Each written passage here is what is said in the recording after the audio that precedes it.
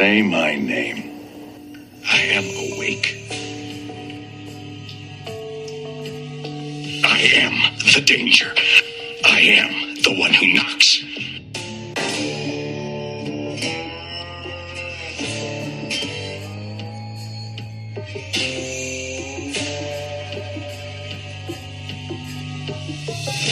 Welcome once again to another episode of Breaking into Breaking Bad with Clifford and Caleb Humphrey. Today we discuss Season 4, Episode 9, Bug. Before we get into the title and what riches might lie there and the meaning of that really interesting title, Cabes, do you want to give us a brief summary of what happens in this episode? Sure. If you recall in the last episode, Hank... Of course I do. Yeah, of course you should. Hank had commandeered the help of Walt to place the tracker, or one might say bug, on Gus's vehicle at Boyos Hermanos. And this one starts out with them retrieving the bug to see what kind of information they could find on it, although unbeknownst to Hank, Gus was aware of that, and so when they plug it into the computer, you really just see that he drives from home to work every single day. And I believe Hank even said, this guy's too clean not to be dirty, or something to that effect. So Walt's kind of thrown into the middle of that, trying to handle his relationship with his boss, Gus, and also his brother-in-law with Hank. So that's kind of fun to watch that play out. We also see Skyler getting more involved with the car wash business. She even at one point says that the car wash is doing very well, that maybe you could quit your second job to Walt. And Walt knows that he's not in a position to do that, but he can't give that information to Skyler, obviously, for obvious reasons. The place where Skyler worked with Ted Beneke is appearing to be an issue because Ted Beneke's numbers, if you recall in the other episodes, he was kind of fixing the books per se. And sure enough, he gets audited by the IRS, or he was about to, and so he has to commandeer Skyler's help to fix it per se, and because she does not want the IRS looking into her new employment at the car wash. The relationship between Gus and the cartel is starting to escalate. You see a sniper take out one of Gus's men, and eventually Gus calls them and says that he is willing to work with them. The last episode, he'd said that he was not going to. Fast forward to the end of the episode, he has Jesse actually come over to his house to ask if he's able to handle the lab if Walt were not in the picture. And Jesse, if you remember, is still trying to figure out if he is able to use the ricin from the cigarette to kill Gus, because he promised Walt that he was going to. He doesn't pull it out, and Walt eventually comes over to Jesse's apartment and confronts Jesse about it, and they get into a big fight, and that's kind of where the episode ended right there. Yeah. All right. Well, there's a lot going on there. So, Bug, you suggested that the title of this episode comes from Hank bugging Gus's car, and as we see Walt bugging Jesse's car. Correct. Yep. And that seems to be an issue. It shows that that Walt is not trusting Jesse and all of that. Is there anything else that maybe this title is picking up on? I didn't see any insects that they zoomed in or not. So yeah, I think that's probably it. Yeah. Okay. Well, good enough. So the intro, it's a little creepy. Starts with Walt dripping blood onto the ground and on his shoes. And it's clear at the end of the episode what that's from. It's from the fight that he and Jesse get into. But we don't know that at the beginning. And so they kind of give us an interesting look. And then the first shot of the show is Walt putting on those shoes. and we see them clean without the blood. And so we know that's sort of a foreshadowing. We know there's something coming that's going to result in blood dripping off of Walt onto those shoes, and that's all we get. So interesting introduction. Yeah, and it's Walt's shoes. No one else wears those kind of shoes. That's right. Yeah, it's true. So as you pointed out already, Hank is catching up to Gus, and I thought it was hilarious when he plugs in and sees that Gus drove nowhere but home and work. I mean, it was either like, wow, this guy's hiding something, or he's messing with me. Yeah, I know. You would think he would try to at least show that he went to the grocery store or to a gas station, but literally it was just A to B. He didn't even care. Yeah, he didn't even care. Whatever Gus is trying to show him there, it definitely doesn't help Walt or Hank, but it doesn't shake him off the trail. As you pointed out, he says a guy this clean has got to be dirty. So Hank is not going to give up the search. He's just going to have to keep looking. If anything, I think that might have heightened his suspicions even more, because it's why nobody, even innocent people, don't just have this kind of a lifestyle. Something's definitely cuckoo. Right. There's an interesting scene where outside of the lab, Walt approaches Jesse and he's smoking, and Walt asks to take a puff of the cigarette, which is an interesting thing to do because he's literally dying of lung cancer already. And so he can kind of, on one hand, say, hey, I'm already dying of lung cancer. Like, who cares? On the other hand, well, I don't know, probably is not good for you if your lungs are weak from cancer treatments and that kind of a thing. Right. But it shows what he says to Jesse is like, we're dead men anyway. It doesn't matter if you're taking your time killing Gus. We're both dead men anyway. And you could take that in a sort of philosophic sense, like, well, we're all going to die eventually. But I don't think that's what Walt's getting at here. He's feeling less and less hopeful that Jesse is going to pull the trigger, as it were, and poison Gus. And so the more that he dithers on that, the more likely Walt thinks it is that Gus is going to kill them. And we see when Gus, as you said, brings Jesse over to his house, that Gus is kind of already thinking about, when can I kill this Walt guy? Right. And when can I hand things over to Jesse? And we know that he has been, I'll say, grooming Jesse for a while, setting things up to puff him up, feel important, bring him over to his side so that he could get to the point where he asks him, could you take over if Walt's no longer there? And Jesse, to his credit, says, we're a package deal, right? You kill him, you're going to have to kill me too, which shows a loyalty that's still there, that Jesse still maintains. And yet that's what makes it even more kind of heartbreaking at the end of this episode, when they have pretty harsh words for each other. And it's not like they haven't fought before. I mean, they've had, some throwdown fights in the past, but this one was really like, I don't ever want to see you again. Like, get out that door, and, I'm never going to see you. So we're left thinking, oh my gosh, I don't know. I really know what's going to happen now. Is Jesse going to go back to Gus and say, hey, I'm ready to take over the lab. You can kill him now. I don't even care. Like, I don't know. Maybe he's going to say that, we're at where we're at this episode. It's not clear.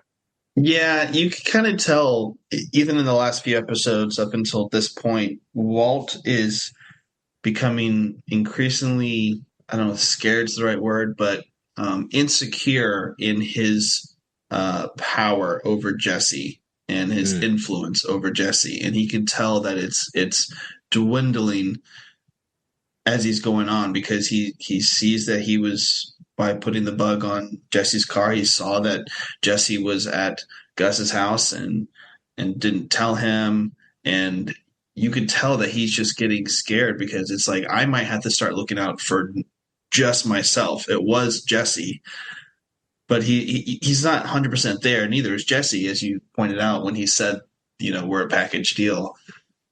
But they haven't had that kind of conversation until this point, and unfortunately, it ended with them fighting each other, so it didn't really get to the point where it needed to be. Yeah, but it also is reminiscent of like lovers squabble, or something where couples that are having all these regular fights where it's like, I'm done, this is over. And then they're back together. I mean, you know what I mean? And that seems to be kind of the pattern here for Walt and Jesse. They, on one hand, have no respect for one another and they don't see eye to eye and they're very different. On the other hand, they kind of two sides of a coin and they kind of need each other, and they have moments where they admit in a way that they'll take a bullet for each other. So it's just a complicated relationship, not one that's easily ended, I think. So, right. Briefly, you mentioned already, so Skylar is figuring out how to make things work with the car wash to make it a kind of a perpetual motion machine so it can run on the money that Walt's brought in. And she, I guess her plan is we see her ringing up false transactions, right? Mm-hmm. And we know she's got all that money in the basement. I guess her thinking is we're going to make money through the car wash, just normal ways. And then I'm also going to add to that with extra cash that comes in. I'm just going to mix it in. And when I need more, I'm just going to go into the basement, grab another sack of cash and mix it all in. And that's how we'll do it.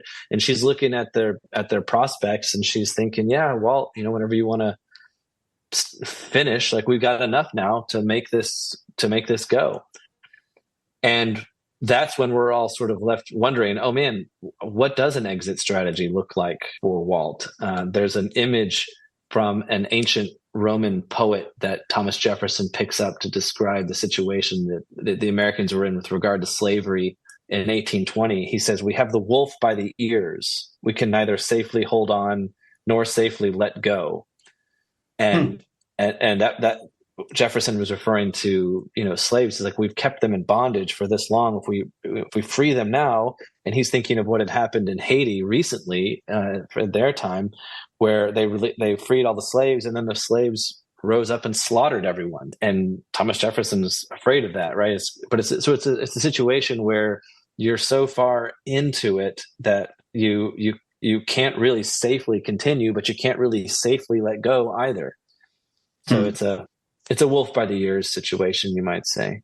Yeah, I agree 100%. And he hasn't really thought of that. Remember, like, this started out with him only needing, what was it, $737,000? Yeah, that's right. I was just going to walk away. I was just going to walk away. But now he has a boss. He doesn't even have that right now. He just knows that he just doesn't want to die. But that's that's it. Right. Well, the goalposts have moved a little bit. He thought he was gonna be dead in a few months. So that's no longer the case. So he doesn't know when he's going to die of lung cancer, but now it's looking likely that he's going to die of meth manufacture before he dies of a lung cancer. So remember what he said: no more violence. That's right. No more violence. Yeah. So this weird situation with Ted Beneke when he comes in and basically asks Skylar, can you uncook the books? And she knows that's impossible because that would require showing actual receipts for actual transactions that never happened. And I thought it was really interesting, and I've been thinking about why did they include this in the story? Because what happens is Skylar comes up with this idea to dress up kind of as a bimbo and pretend that she's kind of clueless about accounting and that she just used Quicken. And so when they have to talk to the IRS guy, she pretends to be ignorant, and the guy basically appears to let them off if they can come up with the money and not press charges and all of that, because she's pretended to be a fool, as it were, which is a kind of, we've seen this in literature in the past. There's, Odysseus has to pretend to be crazy at one point. King David in the Old Testament pretends to be crazy. This is a thing, like a way of getting out of a situation, is to pretend to be crazy. Right now, President Biden is accused of being a forgetful old man. And so if he improperly handled classified documents. We should just let it slide because he's kind of a forgetful, crazy old man. Like, this is a theme that happens all the time, and it works. But what I'm asking myself, why did they include it here? I think, I don't know, maybe it shows that Skylar, like Walt, is so far invested in the scheme, in the game, that she now has to continue to play the part in order to make it work. Sort of like, again, going back to the wolf by the ears situation, you got to ride that sucker, a long way sometimes. And so here she is having to make a fool out of herself in order to make sure that the game isn't up for them. And she has to do this thing for Ted. And then she's convinced that he's still living high on the hog and that he needs to sell his car and all of that in order to pay off his taxes. And then at the end, we see him drive off in like a Kia or something like that, like a kind of a cheap car. He'd already sold his BMW convertible or whatever it was, and he doesn't have any more money to pay back the IRS. So she's worried because she knows that the IRS is able to go after him. They're likely to look into her and her business at the car wash, and they could easily find some discrepancies there, and then she'll be in trouble. So she's got the wolf by the ears, and she's having to do ridiculous things in order to continue. And it's the same story, right? We've seen with Walt, who, I'm just going to go in, I'm going to sell a little bit of meth, and I'm going to get out.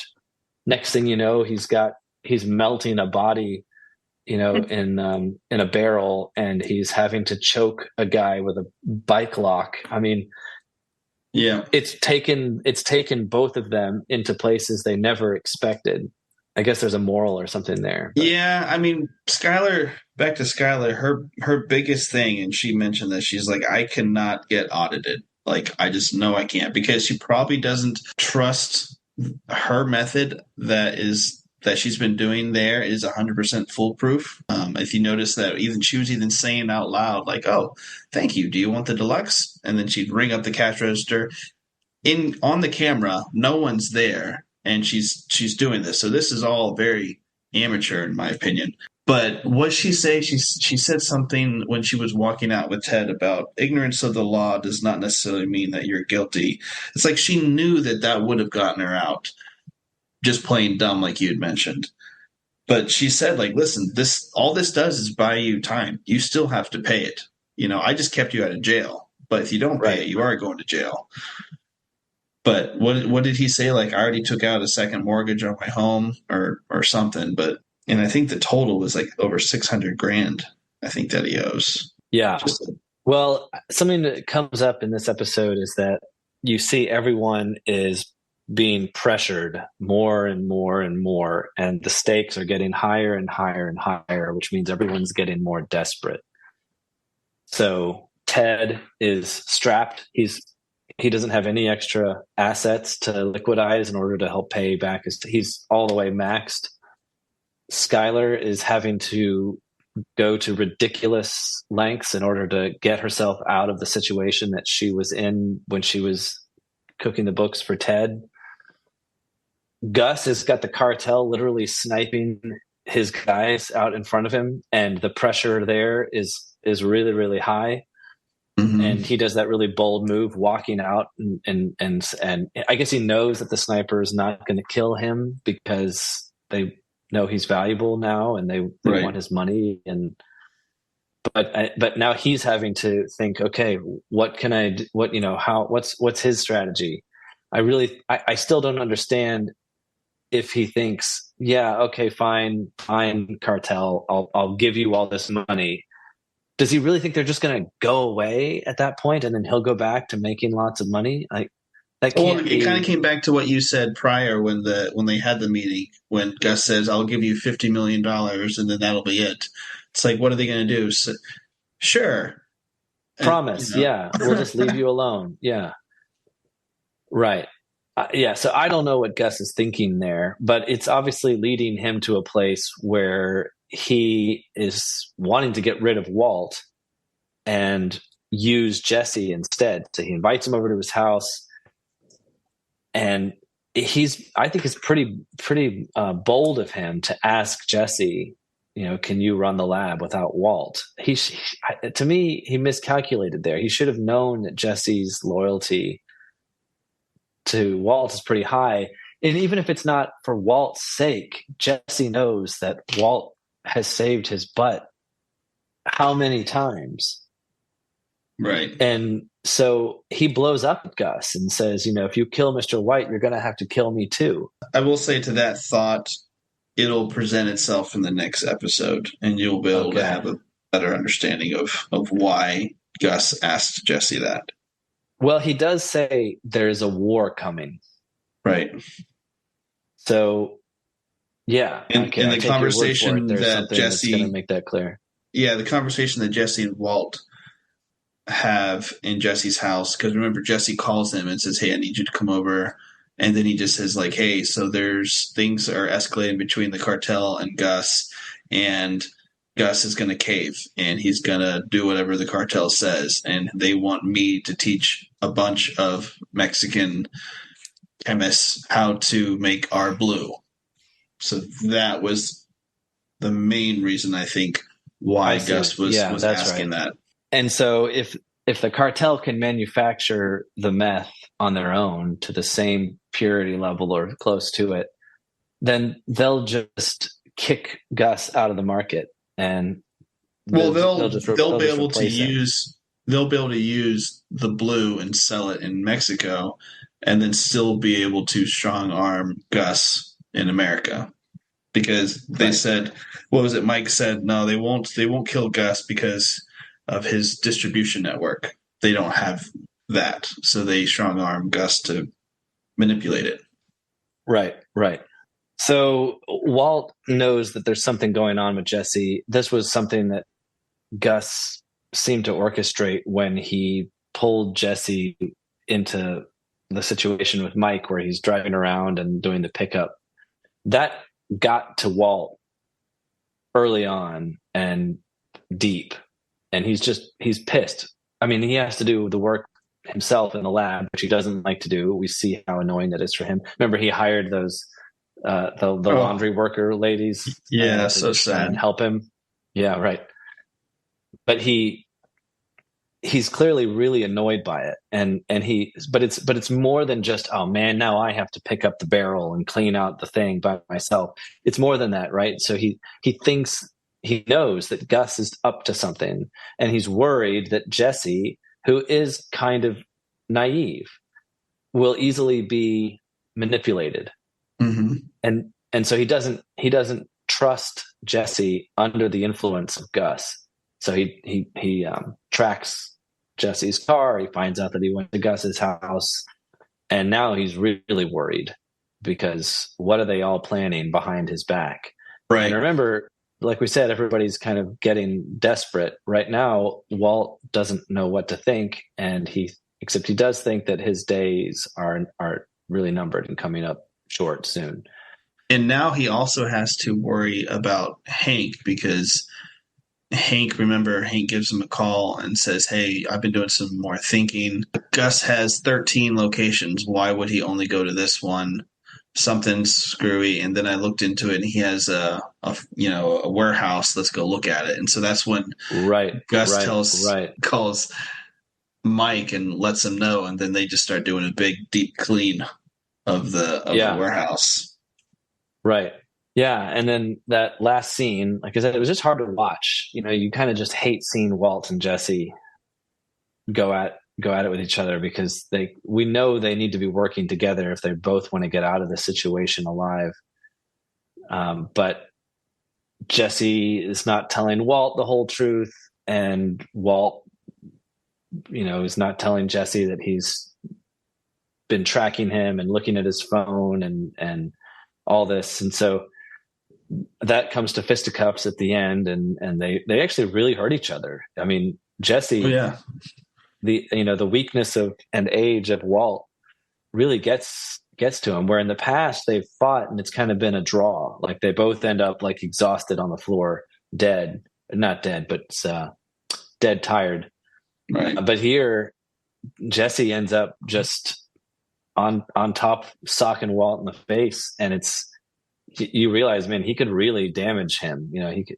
Jesse could really hurt him. So we're not sure where it's gonna go from here. But again, just for any kind of cooperation between them, there has to be some degree of trust, and there just doesn't appear to be any. Right. Yeah. No, it's definitely been dwindling. It hasn't been strengthening at all. And I don't know if Jesse is as aware of it as Walt is, but he's I think he's coming around, because he even at the dinner with Gus, he even kind of calls him out and says like what is it that you're doing with me? Like I just think you're using me in a way. So right.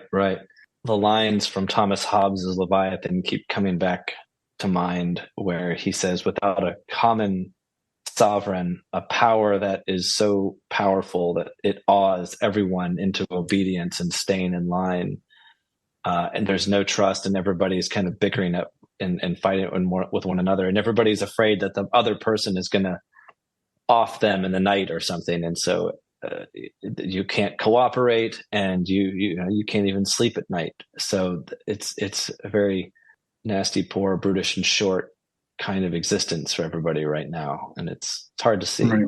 So, but we do know a war is coming, and it is. All right, thank you everyone for listening. If you enjoyed this episode, please like, share, and subscribe. You got to do all three to make it work. And you can find these episodes on Apple Podcast and YouTube, and you could follow us and contact us on Twitter as well. Our hashtag is BreakingIntoBB. We will see you next time as we break into another episode of Breaking Bad.